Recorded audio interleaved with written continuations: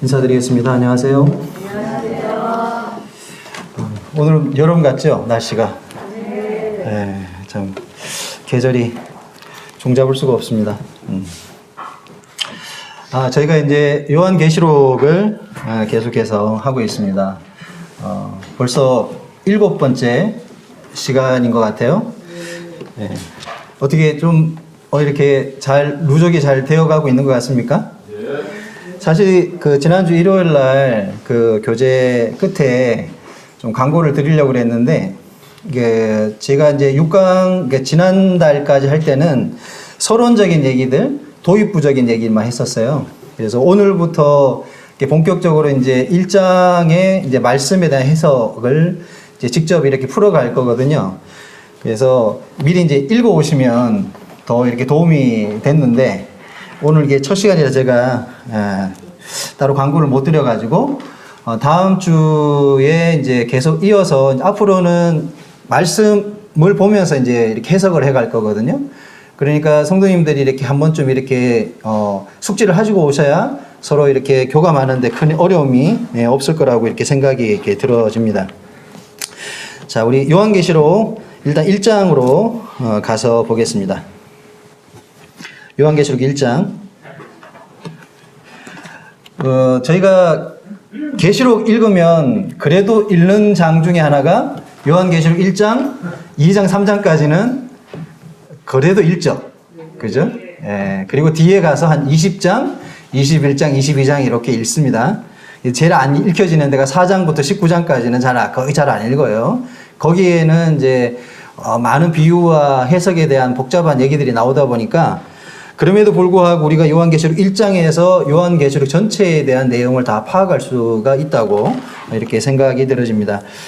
우리가 요한계시록 1장 한번 같이 교독하면서 읽겠습니다. 20절까지 말씀입니다. 찾으셨죠? 네, 교독하면서 읽겠습니다. 제가 1절을 읽고 성도님들 2절 내용을 이렇게 한번 마음에 담으면서 보시면 좋겠습니다. 1절, 예수 그리스도의 계시라. 이는 하나님이 그에게 주사 반드시 속히 일어날 일들을 그 종들에게 보이시려고 그의 천사를 그 종 요한에게 보내어 알게 하신 것이라. 요한은 하나님의 말씀과 예수 그리스도의 증거 곧 자기가 본 것을 다 증언하였느니라. 이 예언의 말씀을 읽는 자와 듣는 자와 그 가운데 기록한 것을 지키는 자는 복이 있나니 때가 가까움이라. 요한은 아시아에 있는 7 교회의 편지자니 이제 계시고 전에 계셨고 장차 오시리와 그의 보좌 앞에 있는 7 영과 또 충성된 정인으로 죽은 자들 가운데서 먼저 나시고 땅의 임금들의 머리가 되신 예수 그리스도로 말미암아 은혜와 평강이 너희에게 있기를 원하노라.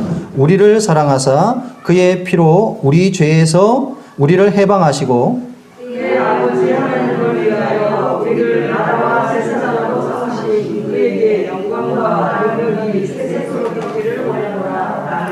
볼지어다 그가 구름을 타고 오시리라. 각 사람의 눈이 그를 보겠고 그를 찌른 자들도 볼 것이요 땅에 있는 모든 족속이 그로 말미암아 애국하리니 그러하리라. 아멘. 주 하나님이시되 나는 알파와 오메가라. 이제도 있고 전에도 있었고 장차 올 자요 전능하는 자라 하시더라. 나 요한은 너희 형제요 예수의 환난과 나라와 참음에 동참하는 자라. 하나님의 말씀과 예수를 증언하였으므로 말미암아 밤모라 하는 섬에 있었더니 이에 날에 내가 성령에 감동되어 내 귀에서 나는 나팔소리 같은 큰 음성을 들으니 이르되 내가 보는 것을 두루마리에 서서 에베소, 서머나, 버가모, 두아디라, 사데, 빌라델비아, 라오디게아 등 7 교회에 보내라 하시기로 몸을 돌이켜 나에게 말하는 성을 알아보려고 돌이킬 때에 7 금숫대를 보았는데 촛대 사이에 인자 같은 이가 발에 걸리는 옷을 입고 가슴에 금띠를 띠고 그의 얼굴과 그의 귀가 흰 양털 같고 눈 같으며 그의 눈은 불꽃 같고 그의 발은 풀무에 단련한 빛난 조석 같고 그의 음성은 많은 물소리와 같으며 그의 오른손에 7 별이 있고 그의 입에서 좌우의 날쌘금이 나오고 그의 얼굴은 해가 햇빛에 비치는 것 같더라. 내가 볼 때에 그의 발 앞에 엎드려져 죽은 자 같이 되매 그가 오른손을 내게 얹고 이르되 두려워하지 말라. 나는 처음이요 마지막이니 곧 살아있는 자라. 내가 전에 죽었었노라. 볼지어다 이제 세세토록 살아있어 사망과 공의 열쇠를 가지노니. 그러므로 내 본 것과 지금 있는 일과 장차 될 일을 기록하라. 내가 본 것은 내 오른손의 일곱 교회의 비밀과 또 일곱 문축대라. 일곱 교회는 일곱 교회의 사자요 일곱 문축대는 일곱 교회니라. 예, 감사합니다. 뭐 읽어도 내용 파악이 다 잘 되면 천재겠죠. 예, 우리가 한 절 한 절 이렇게 찾아가면서 여기서 우리가 다 살펴보긴 하지만 핵심적인 부분들을 언급을 할 것입니다. 그래서 이제 들으시면서 아, 해석을 이렇게 하는 거구나. 그리고 이런 부분에 대해서 이러한 견해들을 가지고 있는 거구나. 라고 하는 다양한 입장에서 이렇게 생각해 보시면 좋겠습니다. 사실 이제 분별이라고 하는 것은 여러 가지 견해들이 있는 거잖아요. 그렇다 보니까 이것이 맞다, 저것이 맞다 이렇게 확정 지을 수 있는 것들이 있고 또 어떤 것들은 우리가 열어놔야 되는 것들도 있습니다. 우리가 어떤 것을 하나를 고집하게 되면 결국에는 그것으로 인해서 어려움이 되는 경우가 있어요. 우리가 근본적인 진리를 말씀할 때는 그런 부분들은 우리가 강력하게 얘기해야 되죠. 하지만 어떤 부분에 대해서 분별이 들어가는 부분들, 견해가 들어가는 부분들은 아, 이렇게들 보는 거구나. 이렇게 했을 때 우리 신앙이 굉장히 객관성을 갖게 되는 거거든요. 사람이 객관적이라고 하는 것은 뭐랄까요. 좀 뭔가 딱 치우친 사람들은 한 가지만 생각을 하는데 여러 가지를 우리가 열어놓고 보았을 때 굉장히 이렇게 유연성 있는 그런 신앙을 가지게 될 것이고 그렇다고 해서 우리들의 신앙이 하나님 앞에서 어떤 그 강직한 신앙을 잃어버리는 그런 것은 아니라고 생각이 들어집니다. 자, 앞에 보는 지도를 보이시죠? 네. 여기에 성경에 나오는 중요한 지명이 다 나옵니다.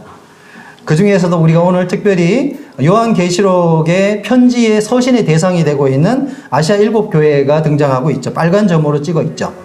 꽃갈코, 이게 찌부러진 꽃갈코 모양입니다. 이렇게 꽃갈모자인데 삼각형 위로 보세요. 에서보도 사빌라 이렇게 있죠. 그래서 밑에서 좌측에서 에서보 다시 내려오면서 버두 사빌라 이렇게 되는 겁니다. 자, 그래서 삼각대 모양입니다. 이런 식으로 역순으로 이렇게 보시면은 됩니다. 자, 아시아의 이 7교회 언제 세워졌을까요? 우리가 사도행전 우리 하셨죠, 형제님? 예. 아시아 7교회가 언제 세워졌을까요? 사도 바울이 공식적으로는 3차의 전도 여행을 했고 공식적이지는 않지만 그가 이제 스페인까지 가서 복음을 전했다라고 하는 얘기들을 합니다. 그래서 공식적인 것은 1차, 2차, 3차 전도 여행이 있었습니다. 그 중에서 몇 번째에 이 아시아 지역에 교회가 세워졌겠습니까? 확률은 3분의 1인데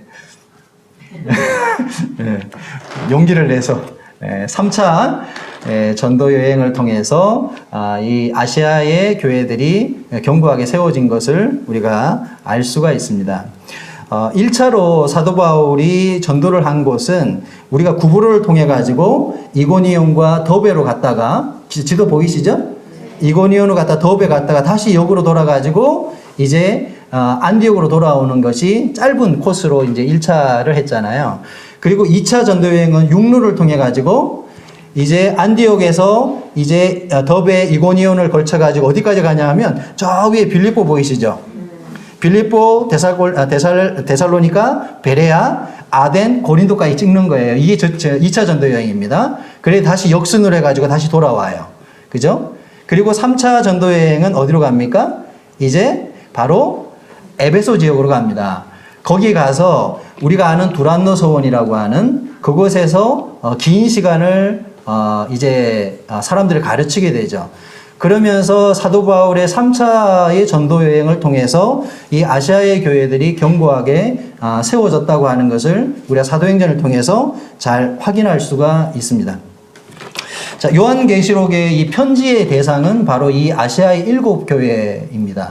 그래서 우리가 보고 있는 계시록은 예언서이지만 이 책을 통해서 우리는 세 가지 관점에서 해석을 할 필요성이 있습니다. 첫째는 우리가 역사적 관점에서도 보고 그 다음에 개교회의 교훈적 관점. 그 당시에 7교회가 있었는데 특성들이 다 달랐죠. 그것은 그들이 가지고 있는 어떤 영적인 상태의 차이점이기도 하고 그리고 그 지역이 가지고 있는 문화적인 차이에서 일어나는 여러 가지 차이점들이 있었습니다. 그리고 우리가 마지막으로 예언적 관점에서 이것은 이제 분별입니다. 그리고 세대주의적 관점에서 이 교회에게 보여주는 어떤 특수성이 앞으로 되어질 교회의 역사의 어떠한 모습을 보여준다. 이렇게 역사적 관점, 예언적 관점에서 이렇게 우리가 볼 수가 있습니다. 이렇게 세 가지 관점에서 본다라고 하는 것을 말씀을 드립니다. 자, 우리가 계시록 1장의 개요를 한번 살펴보겠습니다. 1절에 3절까지는 이제 서원입니다. 여기에서 계시록의 주제가 등장하는 구절이 나오죠. 무엇입니까? 요한계시록의 주제. 예수 그리스도죠. 바로 1장 1절입니다. 맞죠? 예수 그리스도의 계시라. 이것이 바로 요한계시록의 주제라고 말씀을 드렸습니다. 그리고 요한계시록의 핵심 키워드가 되는 구절은 어디입니까? 1장 19절. 그러므로 내 본 것과 지금 있는 일과 장차 될 일을 기록하라. 이것이 요한계시록의 핵심적인 키를 푸는, 그러니까 내용을 푸는 키 구절이라고 이렇게 말씀을 드렸습니다. 그래서 1절에서 3절까지는 예수 그리스도의 계시 서원이 나오고요. 그 다음에 4절부터 5절까지는 이제 반모에 유배되어 있던 요한이 아시아 7교회에게 문안한 내용입니다. 평안하시지요? 이렇게 하면서 문안하는 내용이 등장을 합니다. 그리고 5절에서 8절까지는 예수 그리스도에 대한 경배와 찬양이 기록되어 있습니다. 그리고 9절에서 12절까지는 요한의 증거, 자신이 반모에 유배되어서 이것을 기록했다라고 하는 내용을 9절에 11절까지 볼 수 있고 12절에 16절까지에는 예수 그리스도의 모습, 인자 같은 이가 있는데 환상 중에 예수 그리스도의 어떠한 모습을 보여줍니다. 그래서 그것을 요한이 자세하게 묘사를 하면서 적게 돼요. 그것이 바로 12절부터 16절까지의 내용입니다. 그리고 마지막 17절부터 20절까지는 예수 그리스도의 위로와 명령이라는 내용으로 구분할 수 있습니다. 제가 빨간 글씨로 표시해 두었는데 요한계시록 주제가 뭐라 그랬습니까? 예수 그리스도. 그렇죠. 예수 그리스도가 요한계시록의 핵심적인 주제입니다. 그리고 우리가 잘 아는 것처럼 성경 전체의 주제는 무엇일까요? 예수 그리스도입니다. 우리가 어떤 사람은 하나님 아닙니까? 이렇게 얘기할 수도 있지만, 우리가 하나님의 어떤 경륜적 입장에서 봤을 때 성경의 핵심적인 주제는 예수 그리스도라고 우리가 말할 수 있을 것입니다. 요한계시록도 마찬가지로 예수 그리스도로 시작해서 예수 그리스도로 끝이 납니다. 우리가 1장도 읽었듯이 예수 그리스도로 시작해서 예수 그리스도로 끝이 납니다. 자, 지도는 봤고, 바로 들어갈까요? 네. 지난번에 우리가 다니엘 70일에 했었는데, 좀, 어떻게들 해보셨습니까? 개인적으로. 제가 지난번 실수한 게 있었는데, 찾아내신 분. 이거 찾으셨으면 진짜 열심히 하신 분인데. 제가 교제하다가 한 가지 숫자를 틀리게 얘기한 거 있었어요. 네. 우리 한번 볼까요? 우리 자매가 꼭 얘기하라고 그러던데. 자, 지금 이 표가 다니엘 70일에를 설명하는 전체적인 표입니다. 다니엘 70일에의 시작점은 어디라고 말씀드렸죠?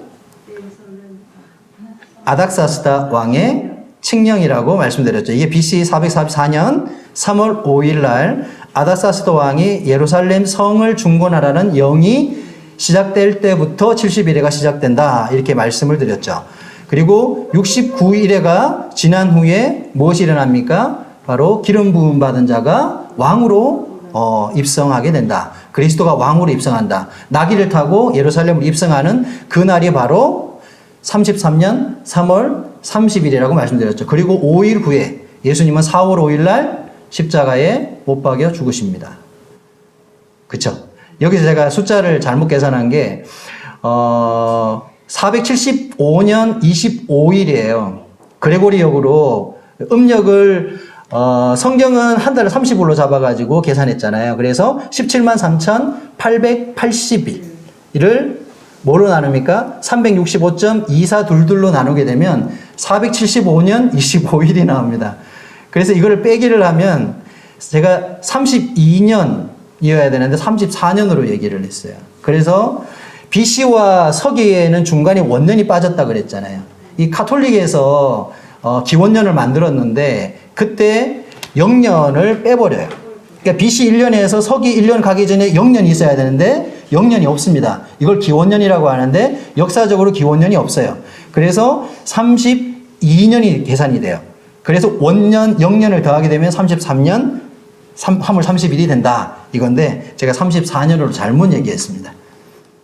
저희 자매가 저한테 막 이렇게 막 이제 아무리 계산해도 안 나온다고 그래가지고 제가 보니까 잘못 계산했더라고요. 좀 수정하고 지나가겠습니다. 제가 이 말씀을 드리니 우리가 녹화를 하잖아요. 혹시 다른 어디서 전문가가 보고 이거 이 사이비 아니야? 이제 이렇게 얘기할까 봐서 제가 겁이 나서 수정을 합니다. 자, 이제 아시아의 7교회의 자, 이 해석에 들어가겠습니다. 저희가 요한계시록을 공부하면서 제가 말씀을 드렸어요. 이거는 교훈적 강의가 아니다. 말씀드렸죠. 그래서 굉장히 지루하고 재미없을 수도 있다. 그러니까 공부하는 자세로 하셔야 된다는 거예요. 그러니까 오늘 수요일이니까 나 몸도 피곤하고 하루도 힘든데 오늘 수요일 가서 감동을 받고 하루의 어떤 그 영적인 회복을 해야 되겠다 이런 마음으로 왔는데 갑자기 뭘 숫자를 가르쳐주고 막 분별을 얘기하고 막 이러면 머리 아프잖아요. 그죠? 그래서 양해를 구하는 것입니다. 좀 지루하시고 재미없더라도 관심을 가지시고 결국에는 우리가 나중에 남는 것은 무엇이냐면 성경만 남습니다. 우리들의 신앙에서 결국에 우리 신앙을 건강하게 붙들어주는 건 하나님의 말씀이고 내가 하나님의 말씀을 어떻게 분별하고 있는가가 결국은 그 말씀이 나를 지켜줍니다. 우리가 많이 들어왔고 어떤 분들이 많은 교훈을 해줬지만 실상 그것은 자기 것이 아닐 가능성이 많아요. 자기가 직접 하나님의 말씀을 읽고 그런 것이었구나. 이것이 정말 나한테 딱 깨달아지고 확신이 되어졌을 때 그 말씀이 내 삶을 변화시킵니다. 그런 의미에서는 우리가 성경을 정확하게 해석하고 분별하는 것이 필요하다. 이렇게 생각이 듭니다. 자, 1절부터 3절까지에 있어서 중요한 부분을 제가 여기 기록해 놨습니다. 자, 예수 그리스도, 요한계시록의 주제라고 말씀을 드렸죠. 자, 예수 그리스도는 계시를 가지고 계시는 소유자이고, 그리고 무엇입니까? 계시의 여기에서는 대상입니다. 그러니까 계시를 말씀하시는 주체이기도 하시면서 그리고 그 계시의 내용이 누구라고요? 바로 예수 그리스도라는 것입니다. 자, 여기서 한 가지 신학적인 부분을 언급하겠습니다. 지난번에 제가 말씀드리면서 잠깐 이제 지나가면서 얘기를 했는데 세 가지가 있어요. 우리가 계시가 있고 그리고 영감이 있고 조명이 있습니다. 근데 무슨 차이가 있냐면 계시라고 하는 것은 성령님을 통해서 감추었던 것을 드러내는 것이 계시입니다. 그리고 영감이라는 건 뭐냐 하면 그 계시를 문자로 기록한 것을 영감이라고 해요. 성령님을 통해서 성경을 기록되어진 것, 저자를 통해서 기록된 것이 영감입니다. 그리고 조명은 뭐냐? 우리가 성경을 읽으면서 마음에 깨달아지는 것이 조명입니다. 자, 이것을 구분하지 않게 되면 어떤 문제가 생기냐? 조용기 목사 아시죠? 순복음교회 창시자의 조용기 목사가 강조하는 게 있습니다. 지금도 하나님은 말씀하신다. 틀린 말은 아니죠. 그렇죠? 그래서 그들은 직통계시에 대한 얘기를 합니다. 직통계시. 그러니까 성경의 권위, 완전히 영감되어진 하나님의 말씀은 하나님의 말씀이고 지금도 주님은 어떻게 하신다고요? 하나님은 직접 우리에게 계시를 통해 말씀할 수 있다. 이것이 조용기 목사가 말하는 분별입니다. 그래서 그들은 성경의 권위를 후차순위에 둡니다. 그래서 그들은 체험주의적 신앙을 강조하잖아요. 그래서 산기도 가가지고 막 뿌리 뽑기 기도하고 그리고 또 뭐 합니까? 방언. 그들의 구원의 증거는 방언이거든요. 오순절주의의 핵심입니다. 그래서 주님은 지금도 역사하셔서 우리 가운데 계시하신다. 이것이 오순절주의, 특히 조용기 목사가 말하고 있는 어떤 그의 분별입니다. 그러다 보니까 하나님의 말씀을 이렇게 얘기하면요, 권위가 안 먹혀요. 왜? 자기는 기도하면서 하나님의 말씀을 받을 수 있거든. 2000년 전에 기록된 말씀하고 지금 따끈따끈하게 현 시대에 받는 말씀과 어떤 것이 더 신상인가요? 지금 받는 게 더 신상일 거 아니에요. 그러니까 성경이 이렇다고 얘기하면 그 사람들은 하나님 말씀이 맞아. 하지만 나는 직접 하나님과 말씀을 기도를 통해서 나는 계시받을 수 있어. 이런 분별을 갖고 있어요. 근데 이게 왜 무서우냐? 하나님이 완전히 영감된 이 성경을 통해서 하나님의 뜻은 다 드러났습니다. 그렇죠? 근데 또 다른 계시가 있다? 이거는 굉장히 위험하죠. 여호와의 몰몬교. 그죠? 몰몬교도 그렇게 얘기를 하죠. 어떤 계시자가 와가지고 다른 계시를 준 거거든요. 맞죠? 그리고 러셀이라고 하는 여호와의 증인의 창시자인 그도 그렇게 얘기합니다. 이 성경 외에 다른 계시를 어떤 사람을 통해 주었다라는 거예요. 근데 예수 그리스도를 통해서 하나님은 완전한 계시를 말씀하셨고, 그리고 성경의 저자들이 성경의 감동을 받아서 기록했습니다. 이것이 바로 완전 영감설이거든요. 우리가 그걸 믿거든요. 그럼 우리는 지금 뭐 합니까? 하나님의 영감으로 기록된 성경을 읽으면서 성령님의 도움을 통해서 깨닫는 거예요. 주님이 내 마음에 조명하시는 겁니다. 빛이 비친다 이런 뜻입니다. 그래서 우리는 성경 읽을 때 계시를 받는 게 아니라 영감을 받는 것도 아니고 우리는 조명을 받는다 이렇게 표현하는 것입니다. 다 알고 계시지만 이렇게 우리가 상식적으로 알고 계시면 어떤 사람들이 다른 얘기를 할 때 우리가 분명히 성경적인 그러한 지식을 갖고 이렇게 답변을 할 수 있다는 것입니다. 지금 시대는 어떤 시대라고요? 계시를 받는 시대가 아니라 우리는 조명을 받는 시대이다. 그렇죠? 그래서 우리는 성령에게 기도합니다. 말씀이 우리 가운데 밝히 깨달아지고 내 안에 빛을 비춰주십시오. 이 말씀이 선명하게 내 안에 깨달아질 수 있도록 도와주십시오. 이렇게 기도하는 것입니다. 공통적인 것은 성령님이 항상 관여하십니다. 자, 뒤에 가면 우리 삼위일체에 관한 것도 다룰 것입니다. 자, 여기서 속히 일어날 일들, 우리 사회자 행제님이 속히라고 했죠. 이 속히라고 하는 것은 어떤 사건에 대한 임박성을 얘기하는 게 아닙니다. 성취의 신속성을 얘기하는 거예요. 하나님이 계시한 어떤 내용, 이 계시의 성취가 임박했다. 이 얘기를 하고 싶은 거예요. 주님. 그리고 이 요한계시록 기록된 때부터 지금까지 얼마의 시간이 흘렀습니까? 대략 2000년의 시간이 흘렀잖아요. 그러면 이 말이 안 맞는 거 아니야? 이렇게 생각하는 사람이 있어요. 응? 아니, 주님이 성취의 신속성, 속히 이루어질 거라 그랬는데 왜 이렇게 빨리 안 이루어지고 이렇게 길게 시간을 끄시는가? 이렇게 생각할 수 있죠. 자, 이것은 하나님의 은혜의 경륜입니다. 하나님이 오래 참으시는 거잖아요. 그렇죠? 이방인의 충만한 수가 차기까지가 하나님의 경륜이지만 또 한편으로는 한 사람이라도 더 이 은혜의 시대에, 교회 시대에 들어오는 것을 주님이 원하시고 계시는 것이죠. 그리고 우리의 시간적 관점과 하나님의 시간의 개념은 많이 다른 것입니다. 우리는 100년도 못 살잖아요. 근데 하나님은 영원 세계에 있어서의 1000년, 2000년은 이 유한한 세상에서는 하루 이틀에 불과하지 않을 수도 있다는 것입니다. 비교할 수 없는 것이죠. 그래서 하나님의 시간은 영원 세계에서 이 세상을 보고 있는 것입니다. 그러니까 우리가 느끼는 시간의 관점과 하나님이 보시는 시간의 관점은 많이 다르다는 것입니다. 우리도 나중에 주님 오셔서 우리가 육체가 부활하게 되고 주님과 같은 몸을 입게 되었을 때 우리는 주님과 같은 그러한 마음을 느낄 수가 있게 될 것입니다. 그때는 그때 가야 이해가 되는 거예요. 지금은 아무리 설명해도 모든 것들이 희미할 뿐입니다. 주님 오실 때 우리가 변화되면 그때 밝히 알게 될 것이다. 우리는 100% 지금 알 수는 없습니다. 모든 것들이. 자, 이 속히라고 하는 것은 성취의 신속성을 얘기하는 것이다. 자, 그리고 이 계시록은 어떤 성격의 책이라고 말씀드렸죠? 구약적이다 말씀드렸죠. 네. 성경의 70%가 구약적인 용어로 기록되어져 있습니다. 자, 그것을 어떻게 알 수 있냐? 자, 계시의 통로. 요즘 천사가 나타나고 우리한테 계시합니까? 아니죠. 우리는 성경을 통해서 말씀을 받고 있습니다. 그렇죠? 근데 구약 시대에는 하나님이 계시하는 방식이 다양했어요.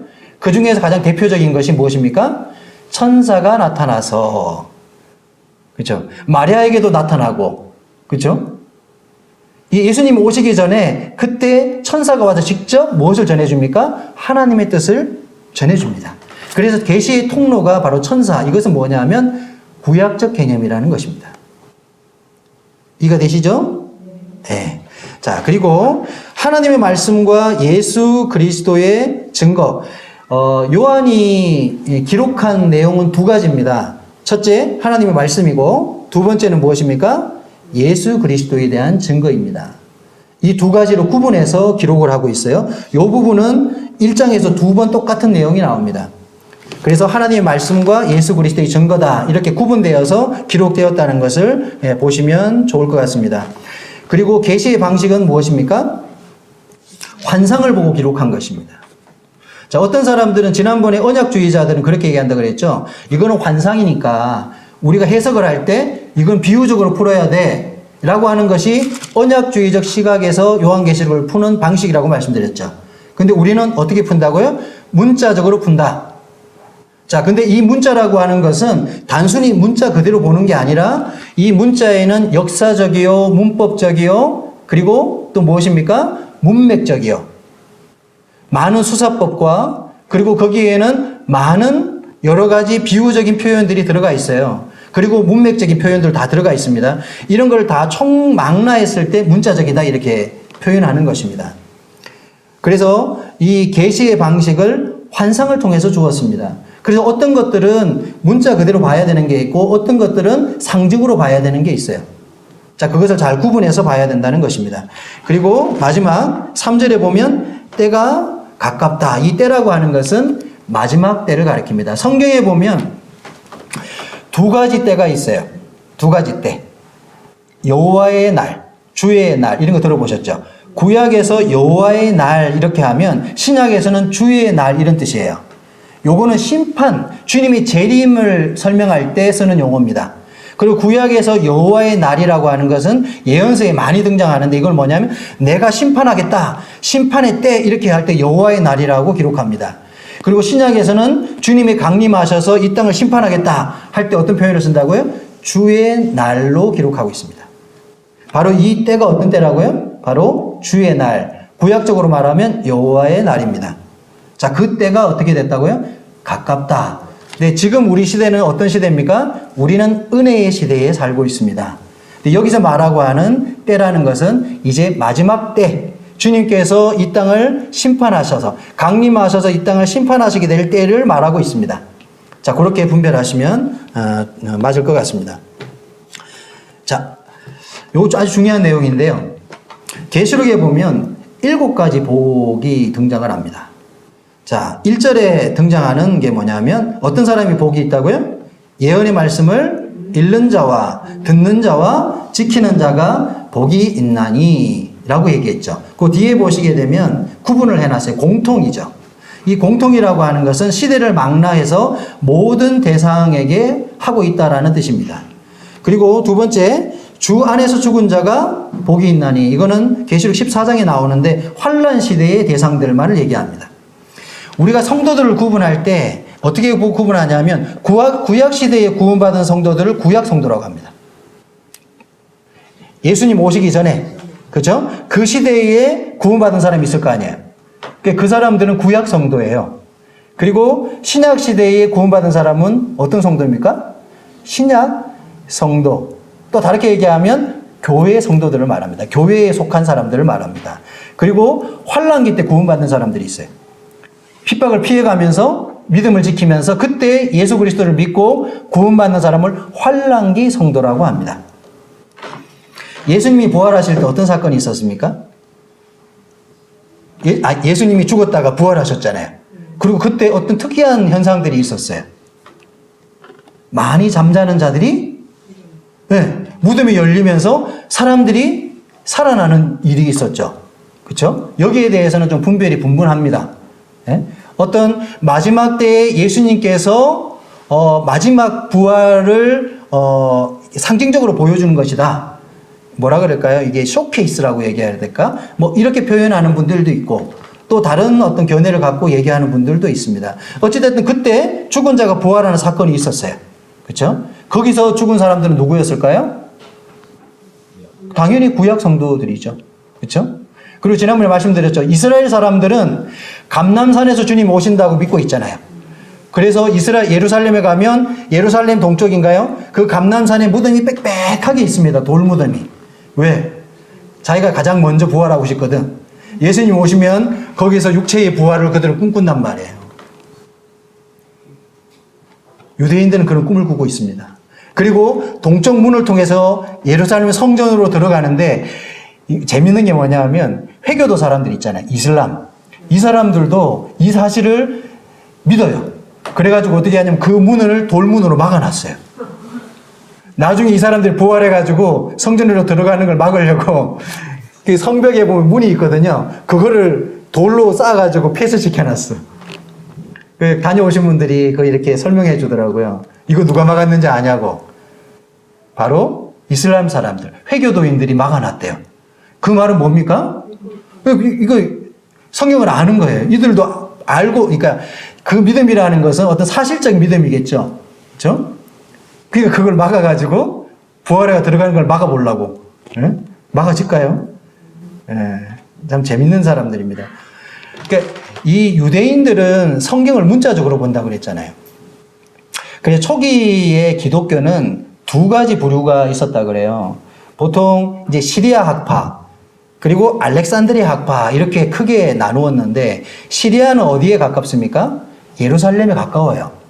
그래서 시리아 학파들은 성경을 문자적으로 해석을 했어요. 근데 알렉산드리아는 이집트에 있었거든요. 이집트는 뭐가 발달한 나라죠? 철학이 발달한 나라죠. 그렇죠? 그래서 성경을 어떻게 푸냐 하면 성경을 알고리즘, 그러니까 영적으로 푼단 말이에요. 성경을 우리가 뭐 영해한다고 그러나 그래서 알렉산드리아 학파가 영적으로 풉니다. 이 대표적인 사람이 누구라 그랬어요? 오리겐, 어거스틴 이런 사람들이 그쪽에 속하는 사람들입니다. 근데 시리아 학파는 철저하게 성경을 있는 그대로 해석을 했어요. 근데 지금의 주류는 알렉산드리아 학파가 역사의 주류에 영향을 미쳤습니다. 그래서 어거스틴이 이 분별해 놓은 것을 지금도 우리가 해석하는 것들이 있어요. 예? 성경. 그 사마리아로 내려가는 그런 거 있잖아요. 그 예전에 기억하세요? 사마리아로 가다 강도 만난 자가, 예? 맞죠? 예, 거반 죽게 되었는데, 예? 그 사마리아 사람이 예, 그를 데려다가 주막에 놓고 막, 예? 뭐 두 개를 주나요? 그래야 부비가 더 들면 내가 와서 갚겠다. 여기서 부비 2개는 2000년을 말하고 더 들는 것은 뭐 이렇게 해석하는 게 누가 있냐면 바로 이게 어거스틴이 한 거예요. 이게 그걸 우리도 초기 때 그렇게 배웠거든요. 그러니까 그게 뭐 잘못됐다 이런 얘기가 아니라 그렇게 영향을 지금 이 많은 세대가 흘렀음에도 불구하고 그런 영향을 우리가 받고 있다는 것을 아셨으면 좋겠다. 이 얘기입니다. 얘기가 길어졌네요. 자, 그 다음에 세 번째. 깨어 의의 옷을 입고 자기 수치를 보이지 않는 자도 환란 시대 대상들을 말합니다. 그리고 어린 양의 혼인잔치에 초대된 자. 요거는 19장. 19장이 바로 이 지상에서 어떤 일이 벌어지냐 하면 혼인잔치가 벌어져요. 20장에서 백보자 심판이 있잖아요. 그래서 19장에서 이제 어린 양의 혼인잔치가 벌어지고 그리고 여기에 주인공들이 어디로 내려옵니까? 바로 지상의 천년왕국으로 내려오는 게 20장입니다. 그래서 19장에서는 잔치가 이 지상에서 이렇게, 그러니까 천상에서 이렇게 벌어지는 것입니다. 그래서 어린 양의 혼인잔치에 초대잔자가 복이 있나니 이런 거예요. 그리고 중요한 거, 첫째 부활에 참여하는 자. 아까 말씀드렸죠. 성도를 구분할 때 구약 성도, 그 다음에 신약 성도, 환란기 성도 이렇게 구분한다고 말씀드렸어요. 그래서 이 첫째 부활에 누가 참여하냐면 바로 세 가지의 성도들이 이 첫째 부활에 참여합니다.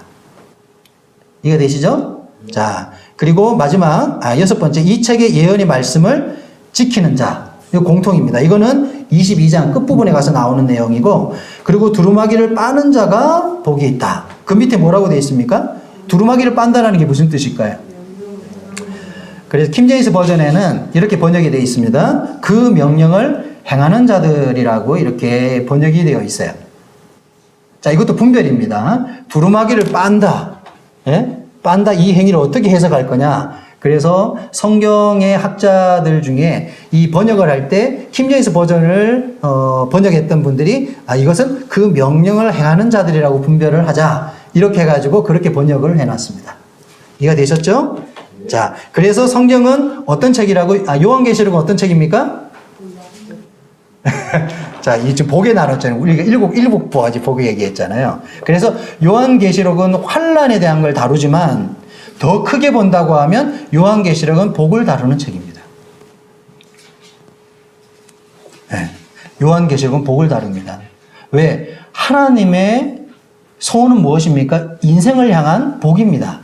우리를 막 벌 주고 막 환란에 집어넣어가지고 막 죽이고 이것이 하나님의 뜻이 아닌 거예요. 하나님이 진정 인간에게 원하는 것은 우리가 하나님께로 돌아가서 그분이 주시는 그와 같은 복을 받는 것이 하나님의 원래의 뜻입니다. 어쩔 수 없이 이와 같은 경륜을 행하실 수밖에 없는 것이죠. 왜 이거를 말씀드리냐 하면 처음부터 22장 끝에 다루는 모든 핵심은 바로 복을 다루는 내용입니다. 그렇죠? 요한계시록은 절대 무섭거나 잔인한 책이 아닙니다. 하나님 우리들에게 인류에게 복을 주시고자 하는 그러한 의도로 기록한 책이라고 하는 것을 우리가 생각해 볼 수 있습니다. 자, 그리고 오늘 중요한 내용 중에 하나일 수 있는 이 부분인데 우리 4절 말씀만 보겠습니다.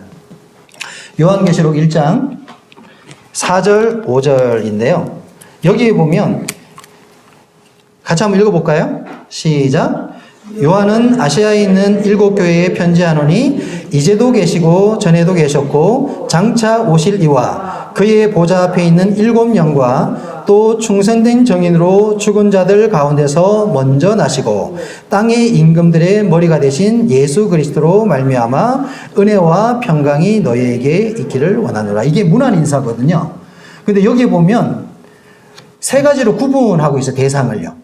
그렇죠? 어떻게 구분했냐? 첫째, 이제도 계시고 전에도 계셨고 장차 오실 이 여기까지가 한 분입니다. 맞죠? 그리고 그의 보좌 앞에 있는 무엇이라고요? 7영과 여기까지 또 한 분입니다. 그리고 세 번째 마지막 부분은 뭡니까? 충성된 정의로 죽은 자들 가운데서 먼저 나시고 땅의 임금들의 뭐가 됐다고요? 머리가 되신 예수 그리스도. 여기에서 바로 삼위일체의 하나님이 등장을 합니다. 맞죠? 그 구분이 되어 있죠, 이렇게? 안 돼 있습니까? 저만 돼 있나? 자, 이 표에 보시게 되면 처음에 나오는 이제도 계시고 전에도 계셨고 장차 오실 이가 어떤 분이라고요? 성부 하나님입니다. 자, 여기서 아주 재밌는 게 있어요. 근데 장차 오실 이는 누구입니까? 그렇죠? 근데 왜 성부 하나님이 장차 오실 이라고 얘기할까요? 그러면 예수님이 오실 때 하나님이 같이 손잡고 같이 오신다는 얘기일까요? 여기에서 우리가 이 해석이 들어가는 거예요. 자, 분명한 것은 이것은 하나님, 성부 하나님을 다루는 내용이 확실합니다. 100%. 자, 두 번째, 왜냐하면 보좌 앞에 7영이라고 되어 있잖아요. 이건 성령 하나님이 맞거든요. 그리고 마지막에는 정확하게 기록하고 있죠. 충성된 정인으로 예수 그리스도. 그러니까 성부, 성자, 성령 하나님을 말하는 게 맞아요. 맞죠? 자, 삼위일체 하나님을 우리가 얘기합니다. 성도님들 삼위일체 하나님을 설명할 수 있습니까? 자, 쉽게 설명하면 그렇습니다. 성부 하나님과 성자 하나님은 다릅니다. 하지만 같은 분입니다. 그리고 성자 하나님과 성령 하나님은 다른 분입니다. 그러면서 같은 분입니다. 그리고 성령 하나님과 성부 하나님은 다른 분입니다. 하지만 같습니다. 이게 무슨 차이냐? 삼위라는 것은 인격책을 말합니다. 그러니까 세 분이 세 개의 인격을 갖고 있다는 거예요. 근데 이분은 한 분 하나님이라는 뜻입니다. 이게 삼위일체의 이론입니다. 역사적으로 삼위일체를 정확하게 설명한 사람은 아무도 없습니다. 이렇게 정립이 되어 있고, 그리고 이 삼위일체를 건들면 이단이 나옵니다. 성부 하나님만을 강조하게 되고 성자와 성령 하나님은 거기 귀속되어 있는 존재다 이렇게 설명하면 이것도 이단적 사상이 되는 거예요. 각각의 하나님은 같은 하나님이면서 역할이 다르고 그리고 각각의 인격을 가지고 있습니다. 이걸 어떻게 우리가 잘 이해할 수 있냐? 마태복음의 3장 16절 17절에 예수님이 세례 요한에 가서 침례받는 장면이 있죠. 그렇죠? 그 세례 요한에 와서 예수님이 침례를 받으셨어요. 그리고 침례를 받고 올라오실 때 어떤 일이 벌어집니까? 네, 위에서 음성이 있었어요. 하나님께서 말씀하십니다. 이는 내 사랑하는 아들이요 내 기뻐하는 자라. 그리고 또 어떤 일이 또 벌어지죠? 현상이 있었는데 성령이 비둘기같이 예수 그리스도 위에 이렇게 임했습니다. 자, 여기에서 삼위일체 하나님이 등장을 합니다. 그리고 여기에서 삼위 하나님이 어떤 일을 하는지를 우리가 볼 수 있어요. 첫째, 성부 하나님은 뜻을 정하시고, 그죠? 그리고 성자 하나님은 어떤 일을 하셨죠? 아버지의 뜻에 순종하셨습니다. 아버지의 뜻을 내가 성취하러 왔다네. 그쵸? 자기의 말을 하지 않고 나는 아버지의 뜻대로 행하는 자다. 그래서 아버지의 뜻을 성취하는 것이 예수 그리스도입니다. 성자 하나님이죠. 그럼 성령 하나님 뭐 합니까? 성자 하나님의 사역을 드러내는 일을 한다고 그랬죠. 그쵸? 예수 그리스도 위에 성령 하나님 임했다고 그랬잖아요. 그래서 성령 하나님은 오로지 예수 그리스도를 드러내는 일만을 핵심적으로 하시는 것입니다. 이것이 바로 삼위일체 하나님의 역할을 보여주는 가장 대표적인 장면이라고 말할 수가 있습니다.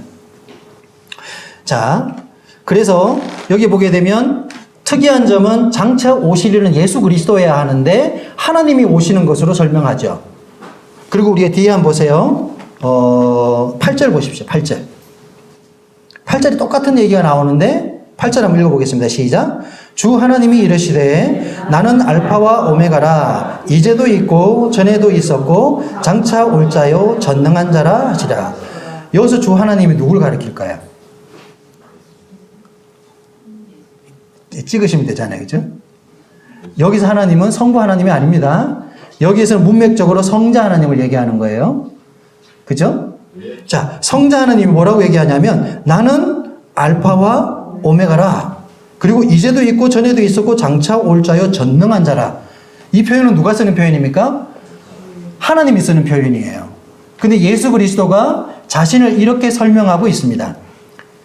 자, 여기에서 우리가 삼위일체 하나님의 역할을 잘 이해할 수 있는 것입니다. 각각의 위가 틀리고 각각의 역할이 틀리지만 그분들은 어떤 하나님이라고요? 같은 하나님이라는 거예요. 그래서 창세기에서 말하죠. 우리가 우리의 형상을 따라 사람을 만들었다. 우리가 창조했다. 그렇죠? 이게 히브리어로 엘로힘이거든요. 엘로힘이 뭐냐면 복수 형태입니다. 원어상으로 보면 엘로힘이 단수가 아니라 복수예요. 그래서 자연스럽게 우리라고 번역하는 거예요.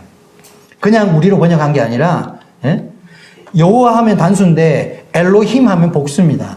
그래서 우리가 우리의 형상을 따라 인간을 만들었다 이렇게 번역이 된 거예요.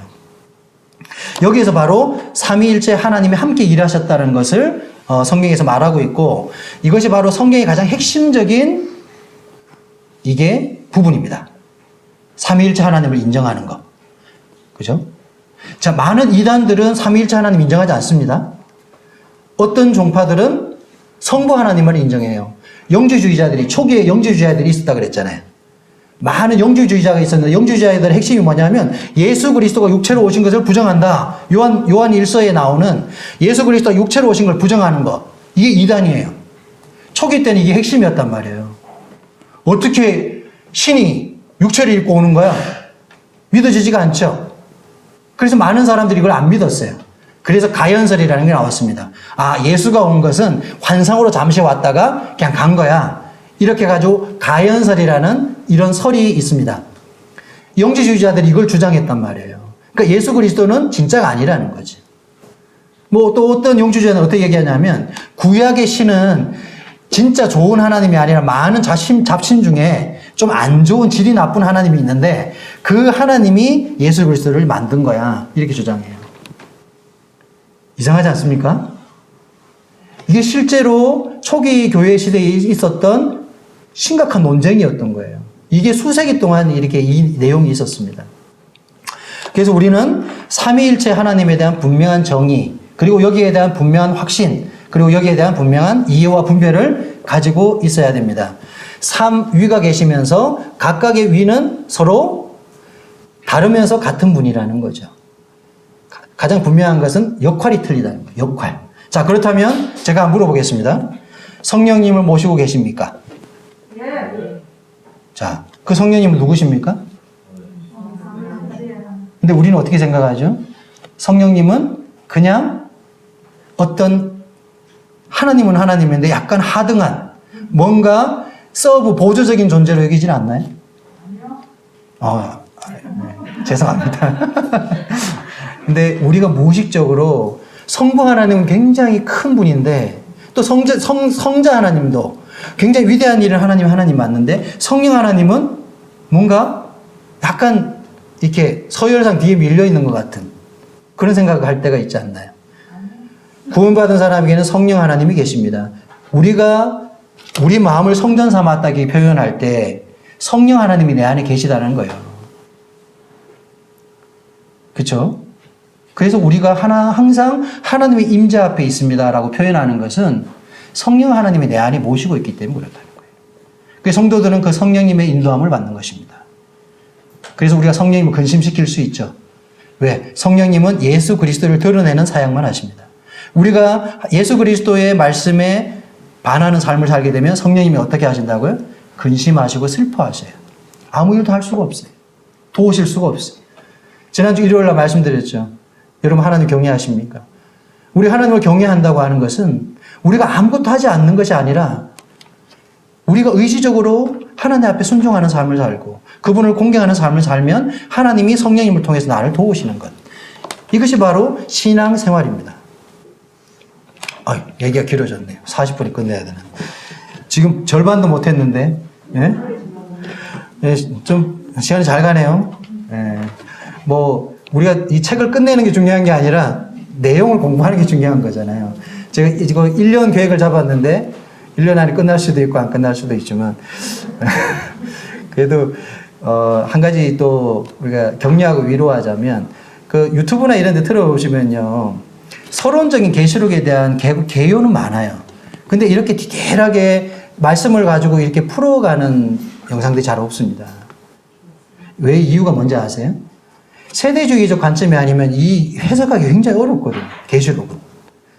뭐 영적으로만 풀다 보면 안 풀리는 것들이 너무 많아요. 또 아니면은 이단 종파에서 해놓은 것들이 있어요.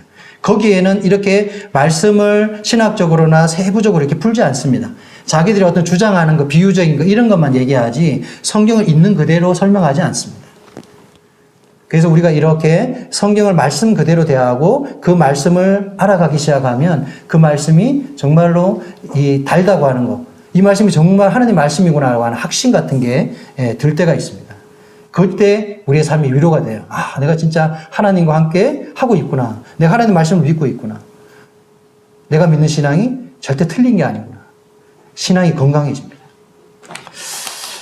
예, 계속해서 이렇게 재미없는 수업을 다음에 이어가도록 하겠습니다.